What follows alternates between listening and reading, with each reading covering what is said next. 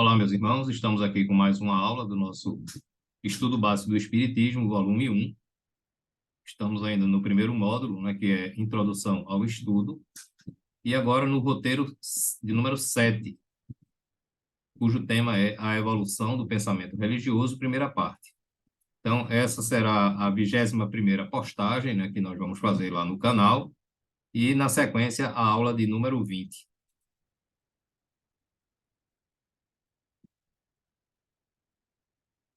Então, a evolução do pensamento religioso, ele sempre vai acompanhar a evolução moral e intelectual do homem, porque, como nós vimos no assunto passado, quando tratamos da origem das religiões, nós vimos que à medida que o homem vai evoluindo, ele vai também modificando a sua forma de entender e de pensar sobre a religião. Então, no assunto passado, nós vimos, desde o mediunismo primitivo, né, passando pelo fetichismo, passando pelo culto dos ancestrais, passando pela divinização, né, dos homens, dos espíritos, né, os espíritos familiares que se tornavam deus populares, deus cósmicos, né, vimos, inclusive, citamos a história de Jeová, né, como foi que começou e se tornou um deus cósmico.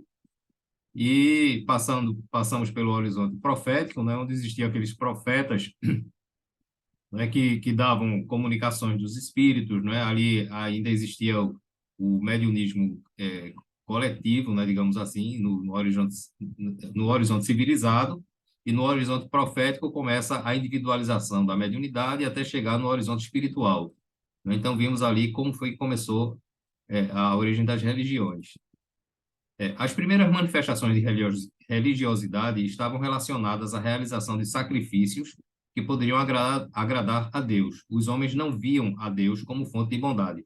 Então, a gente vê, é, com o início de Moisés, não é, ou seja, quando se abandona a religião pagã e se dá início à religião judaica, a gente vê que ainda existe sacrifícios, não é, não só de animais, mais humanos, né? Ou seja, o homem achava que com esses sacrifícios de seres vivos, eles agradariam melhor a Deus. Por quê? Não era por maldade, mas pela ignorância, pelas limitações que essas pessoas tinham, não é, de compreender Deus. Eles não viam Deus como uma fonte de bondade, eles viam Deus como um senhor, um governador, um legislador, não é, ou seja, é o que nós falamos nas aulas passadas.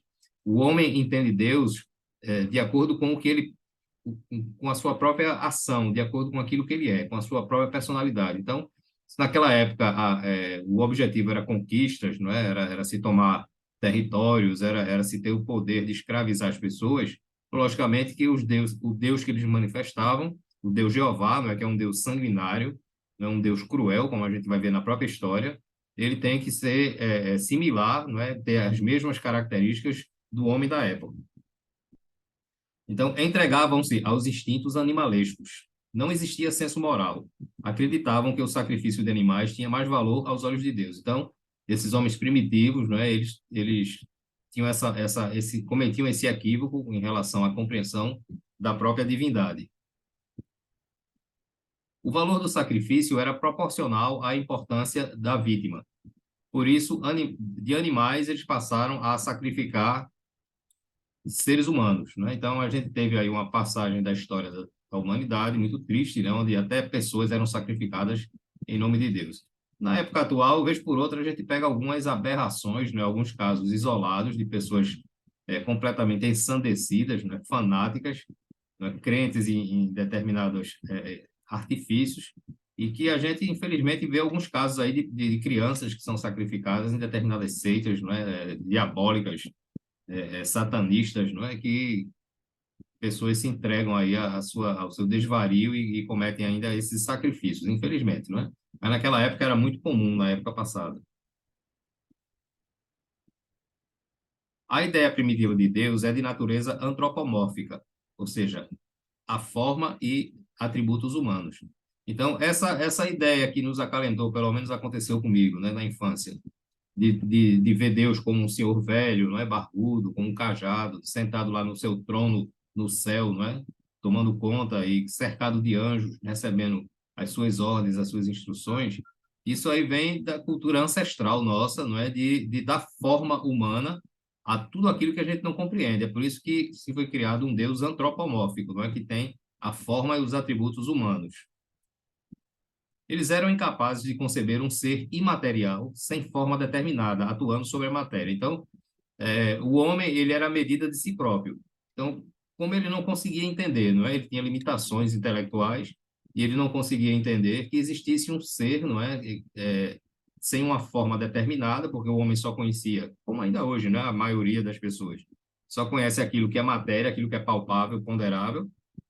Então, eles tiveram que, para eles entenderem, né? Para eles se adaptarem a um melhor entendimento de Deus, eles tinham que dar a Deus uma forma humana, né? Porque um ser material. É por isso que até hoje, nas doutrinas ortodoxas, as pessoas ainda dizem que Jesus é Deus. Por quê? Porque exatamente por essa questão de dar uma forma antropomórfica a Deus, eles fazem com que eles estabelecem que Jesus, né, com a forma humana, é o próprio Deus que veio, né, para se sacrificar em nome das suas criaturas. Então a gente vê aí como o espiritismo é valioso, né? Como a gente estudando o espiritismo, a gente começa não só a entender sobre o espiritismo, mas a própria história da religião, né, de como surgiu os mitos, as lendas, né, da cultura ancestral em termos de religiosidade, como é que as coisas se encadeiam. Então, inclusive, é importante que as pessoas que estão começando a acompanhar o nosso estudo aqui no nosso canal do YouTube, que elas assistam às aulas na sequência do número de postagem, né? A gente vai ver lá que em cada postagem eu coloco um número. Essa daqui me parece que é a número 21, né? Então, é, tem um encadeamento. Então, se você assiste uma aula aqui e outra lá misturado, você vai se perder, tá certo? O ideal é seguir na ordem, não é crescente, do número de postagens que nós colocamos, tá? Tudo o que ultrapassava os limites da inteligência comum era para eles uma divindade. Daí o politeísmo, né? Então, a gente viu lá no estudo da origem das religiões, que o homem ele não entendia o raio, o relâmpago, o trovão, o fogo, né? Então todas essas coisas que ultrapassava os limites da sua compreensão para eles eram uma divindade, né?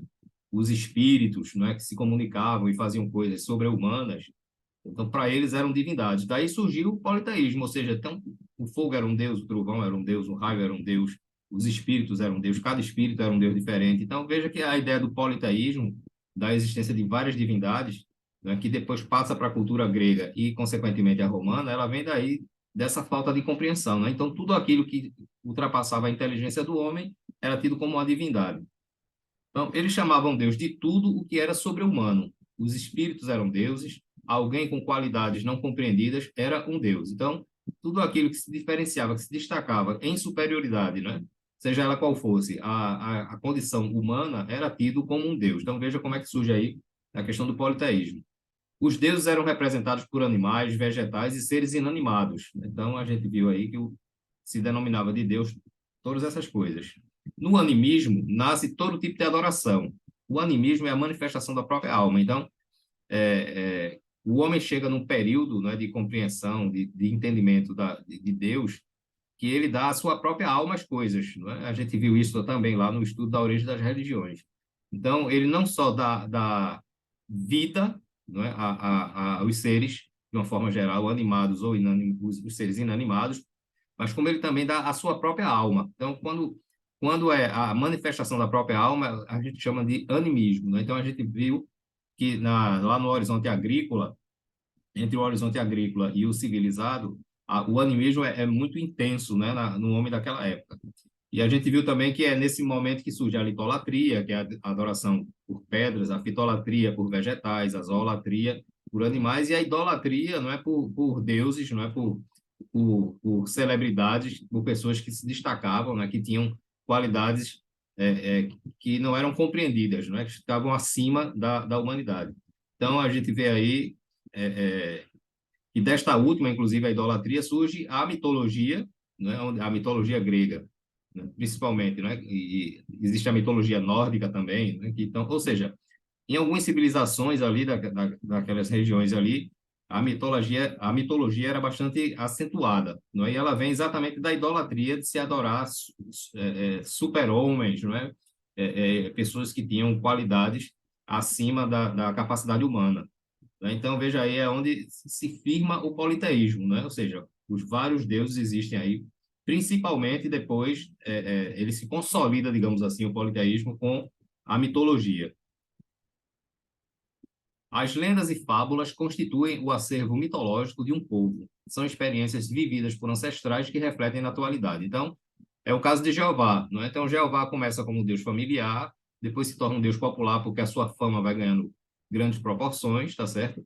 E ele daí se transforma em um deus cósmico, não é? E essas lendas e fábulas, não é, que faz parte da mitologia de cada povo, ela vai transpassando gerações, não é? Ela vai se refletindo nas gerações posteriores. Então, daí que essas lendas, né, esses mitos, eles existirem até os dias de hoje, né? Algumas pessoas estudam isso na história, né? E a gente aprende isso também na história, quando a gente está estudando, sobre as questões da mitologia, das fábulas, das lendas, né? Que são vistas hoje já, e mais conscientes, não é? Que são, na verdade, lendas e fábulas.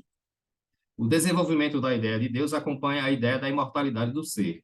Essa ideia é congênita no homem. Então, independente das fases em que o homem viveu, o homem sempre traz dentro de si a ideia, não é, da imortalidade. Não é? Algo diz a ele que a vida não pode acabar simplesmente com a morte. Não é? Então, se a gente for analisar, todas as religiões primitivas acreditam na imortalidade da alma. Não é? E depois isso se muda, não é, com interesses pessoais de determinados religiosos, não é, que faziam parte de determinadas religiões, principalmente as ortodoxas mais tradicionais, que era para manter as pessoas na ignorância, não é, e elas continuarem fiéis à igreja, não é, continuarem fiéis aos títulos religiosos de que faziam parte. Então, à medida em que o homem vai se conscientizando da sua imortalidade, logicamente que a ideia de Deus vai se modificando para melhor, né? Vai evoluindo. Todas as manifestações religiosas da antiguidade manifestam a imortalidade do homem, né? Então, é, até os evangélicos, né? Aqueles que seguem o protestantismo, né? Eles são espiritualistas, eles nem sabem, talvez nem saibam que são, mas eles são, né? Espiritualista é aquela pessoa, toda aquela pessoa que crê que algo sobrevive após a morte. Então, na religião protestante, né, em todos os seus segmentos, né, todas as pessoas, né, no momento em que Jesus separar lá o bode das ovelhas, elas vão retornar. Então, se retorna é porque sobreviveram após a morte. Então, são espiritualistas. Os católicos são espiritualistas. Toda religião é espiritualista, né? Toda religião, né, crê na sobrevivência do espírito após a morte. Agora, não, nem toda ela é reencarnacionista, né? São poucas as reencarnacionistas. O espiritismo é uma delas, que crê na reencarnação, porque, como a gente vai estudar lá na frente um tema específico sobre reencarnação, a gente vai ver que só a reencarnação explica a justiça e a bondade de Deus. No politeísmo, existe uma hierarquia de divindades, né? Então, com o passar do tempo, as crenças politeístas foram percebendo que existiam deuses que eram mais poderosos do que outros, né? Então, se tinha uma hierarquia. Então, se a gente for analisar na mitologia grega, por exemplo, tem Zeus, não é, que é o deus supremo, e abaixo de Zeus tem os outros que são controlados por ele, né? A gente tem também Odin, não é? Me parece que é na cultura nórdica, se não me falha a memória, e abaixo dele tem outros deuses, e por aí vai. Então, a gente vê que já começa, né? Isso já é uma evolução do politeísmo, ou seja, quando você crê na existência de vários deuses, mas que tem um que é mais poderoso do que todos os outros, a gente já vê que isso aí já é um passo, né? Como a gente vai ver aqui nas aulas dos vídeos seguintes, isso já é um passo para se entrar no monoteísmo, né? Que só vai acontecer isso com a vinda do povo hebreu, não é, somente com Moisés. Então, a gente encerra essa aula por aqui e daremos continuidade na segunda parte no próximo vídeo. Muita paz para todos.